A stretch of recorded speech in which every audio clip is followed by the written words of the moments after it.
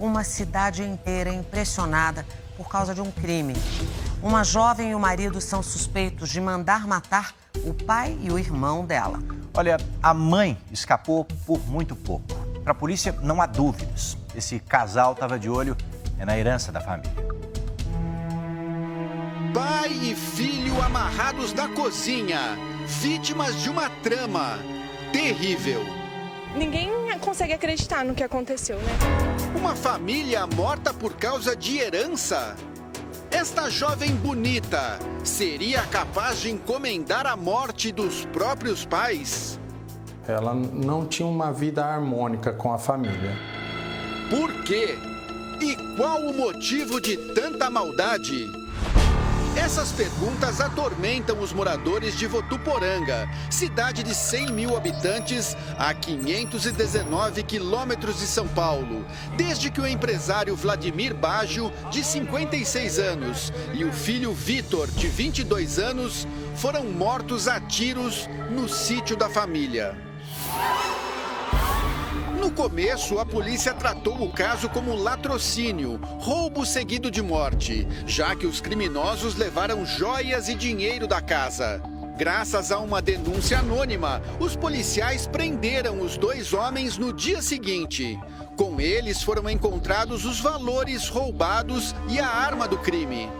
Porque uma testemunha protegida nos autos, ela informou que havia participação de um advogado nessa cidade. Mas assim que a investigação evoluiu, surgiram indícios de uma trama assustadora. Uma execução, em que os mandantes seriam Viviane Mori, 27 anos, filha do empresário, e o marido dela, o advogado Carlos Alberto Ramos. Os dois foram presos em casa 10 dias depois do crime. Devido à prisão dos executores, um deles veio a confessar a prática do latrocínio e apontou imediatamente aí a participação dos mandantes. Segundo a polícia, a mãe de Viviane seria a terceira vítima da execução. Por sorte, um dia antes do ataque, ela viajou para visitar parentes em Mato Grosso. O plano era para executar os três da família, porque aí a Viviane seria a herdeira principal. O crime começou a ser planejado aqui, no escritório de advocacia criminal do marido de Viviane. Ele tinha contato frequente com criminosos e ofereceu para um deles R$30 mil para matar o sogro, a sogra e o cunhado. Segundo a investigação, o homem contratado por Carlos, marido de Viviane, para fazer o serviço foi Gustavo de Oliveira, de 29 anos. Ele já tinha passagens por furto e tráfico de drogas. Gustavo procurou Carlos para resolver problemas com a justiça e, durante a conversa, recebeu a oferta para executar os parentes. Depois disso, Carlos e Gustavo passaram a trocar mensagens pelo celular. Nós tivemos acesso com exclusividade a áudios que revelam detalhes de como tudo foi planejado. Em uma das conversas, Gustavo convida o comparsa Luiz Henrique dos Santos para participar do crime. Ele explica como é o local. Fazenda, sabe? Você mora velho e um moleque. Catar um moleque de noite e descer com o moleque pra baixo e grudar os três. Em outro trecho, deixa claro que quem passou as informações era da família. A pessoa que deu a fita é da família. Em cima da revolta lá que fizeram com a menina passou tudo que tem, né? Tem ouro branco, tem ouro, tem uns negócios lá. Essas imagens também são exclusivas e mostram um encontro entre Carlos, Viviane e Gustavo. Elas foram registradas pelo circuito de segurança de uma loja de conveniência. Mostram o passo a passo da negociação. Segunda-feira, 8 de maio. 3 dias antes do crime, quem está sentado é Carlos. Gustavo chega e vai em direção à mesa. Essa outra imagem registra a chegada de Viviane. Ela carrega um capacete de moto. Carlos se levanta e beija a esposa. Os dois conversam e se afastam da mesa por alguns minutos. Já nesta outra imagem, ela aparece sentada com o grupo. Segundo a polícia, foi nesse dia que Carlos e Viviane acertaram os detalhes da execução. Um dia antes do crime, uma coincidência macabra. Gustavo foi conhecer o sítio pessoalmente e acabou flagrado pelo pai de Viviane. Sem saber que estava marcado para morrer, ele tirou uma foto e enviou num grupo de segurança do bairro. Ele faz um alerta e avisa que o rapaz andava rondando a propriedade. Diz ainda que já tinha acionado a polícia. Aí houve a ronda policial naquele dia, efetuada, salvo engano, pela Polícia Ambiental, só que não houve a localização dele no momento. É algo que teria evitado uma tragédia.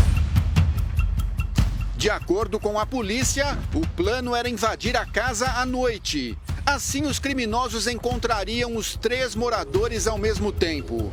Vitor, o caçula da família, era dono de uma tabacaria na cidade e sempre o último a chegar. Os executores do crime seguiram à risca o plano traçado pelos mandantes. Na noite de 11 de maio, eles se esconderam aqui no portão do sítio da família e esperaram o irmão de Viviane, Vitor, chegar do trabalho. Renderam o jovem quando ele abriu o portão. Eles desceram até a casa e renderam o pai que estava dormindo. Já dentro da casa, os ladrões descobrem que falta uma pessoa. A mãe não estava, ela tinha viajado no dia anterior. Segundo a investigação, os mandantes do crime não sabiam dessa informação. Mesmo assim, o plano de execução segue em frente. Pai e filho são amarrados e colocados sentados na cozinha com os olhos vendados. A dupla vasculha a casa, recolhe dinheiro e objetos de valor. Antes de saírem do sítio, os dois executam o pai e o filho com tiros na cabeça. Esse vídeo foi feito pelos próprios assassinos. Eles mostram Vladimir e Vitor amarrados e amordaçados. A imagem foi enviada para Carlos e Viviane como prova da realização do serviço.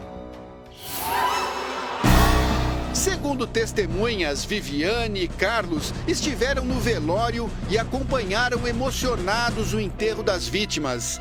Viviane postou numa rede social uma homenagem ao irmão. Sua jornada, infelizmente, veio ao fim. Sempre terei comigo somente as boas lembranças. A barbárie do crime, a forma como foi executado, a frieza de fazer uma postagem um dia depois da morte dizendo que guardará somente as boas lembranças. O crime de Votuporanga lembra muito o caso de Suzane Richthofen, a jovem condenada por planejar a morte dos pais em 2002. São pessoas que vivem um processo profundo de deserto afetivo interior, não têm a capacidade de trocar afetos, de trocar sentimentos, e a única coisa que lhes interessa de verdade é um reconhecimento total e completo do mundo em relação à sua vontade. Carlos, marido de Viviane, tinha boa relação com o cunhado. Os dois aparecem juntos nesta foto, tirada durante a última Copa do Mundo. Eles descoloriram o cabelo para torcer pela seleção. Dias depois do enterro, a polícia conseguiu as primeiras provas contra o casal. No celular de Gustavo, conversas apagadas entre ele e Carlos indicavam que os dois conversaram até na noite do crime. Depois das mortes, um amigo de Gustavo procurou Carlos para cobrar o pagamento combinado pelos assassinatos. Que era combinado que vocês tinham, acabou o serviço, você já ia acertar com ele, certo? Conversa com ele, seguinte, tinha combinado o seguinte, dependendo do que fosse, para ele me dar um tempo para eu juntar uma parte toda, porque eu tenho que vender uma moto também, entendeu? Fala para ele. Tá, mas uma parte você tem. Uma parte. Qual que é essa parte? Eu vou ver se eu consigo levantar já uns 5 mil. Carlos concorda e diz que vai pagar apenas 20 mil, porque foram só 2 mortes. Ele tinha pedido para mim 30 se fosse 3. Com tantas provas em mãos, o delegado interrogou novamente os assassinos e eles confessaram a trama. O motivo do crime seria a herança. Viviane esperava receber sozinha cerca de 2 milhões de reais. A mãe tinha recebido uma herança no valor aí aproximado de 200 mil reais. E também tem o sítio próximo ao aeroporto que é bem avaliado. A mãe, que escapou da morte graças à viagem, não quis gravar entrevista. Por telefone, ela diz que está arrasada com a tragédia e morando escondida, com medo. Eu estou sentindo daquele jeito assim, que a pessoa tem que ficar pulando de 3 em 3 dias numa casa para brincar escondida. Porque quem está preso lá dentro pode mandar me executar a qualquer momento na rua. A polícia concluiu o inquérito na última quarta-feira. O delegado pediu o indiciamento de 4 pessoas, os 2 executores e os 2 mandantes do crime, por roubo seguido de morte. A pena para latrocínio pode chegar a 30 anos de prisão. Por meio de nota, a defesa de Gustavo de Oliveira alega que o cliente, por estar endividado, aceitou a proposta do advogado. Já a defesa do casal, Carlos e Viviane, diz que os fatos serão esclarecidos no processo judicial. Para quem conviveu com a família, ficam as lembranças e a saudade. Fica faltando uma parte da gente, falta um irmão que estava sempre com a gente, falta um amigo, falta um braço, falta um apoio.